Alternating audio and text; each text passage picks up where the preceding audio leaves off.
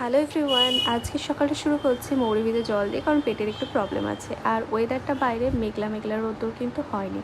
আর সাথে করে এখানে আমি লাঞ্চের প্রিপারেশন নিয়ে নিয়েছি। সবজি কাটা হয়ে গেছে, ভাতও চাপানো হয়ে গেছে, আর বাবানের ফলটাও রেডি করে রেখেছি সেদ্ধ বসাবো বলে।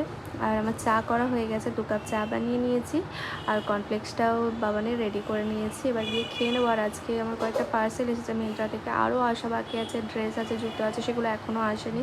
অনেকদিন পরে নিজের জন্য কিন্তু শপিং করেছি। দেখো, এটা হচ্ছে ফার্স্ট্রেকের একটা ব্যাগ নিয়েছি, টোট ব্যাগ, যেহেতু এখন বাবানের জিনিস নিতে হয় একটু বড় দেখে নিলাম। আর এই জুতোটা নিয়েছি লাভি থেকে, তো রেড কালারের, এটাও কেমন হচ্ছে অবশ্যই কিন্তু জানিও। আর একটা জুতো আসারও কথা আছে, সেটা এলে অবশ্যই দেখাবো। আর এই বিছানার চাদরগুলো নিয়েছি, এগুলো কিন্তু অফলাইন থেকে নিয়েছি, 3টে নিয়েছি, একটা অলরেডি কাচা হয়ে গেছে, বেছানো হয়ে গেছে।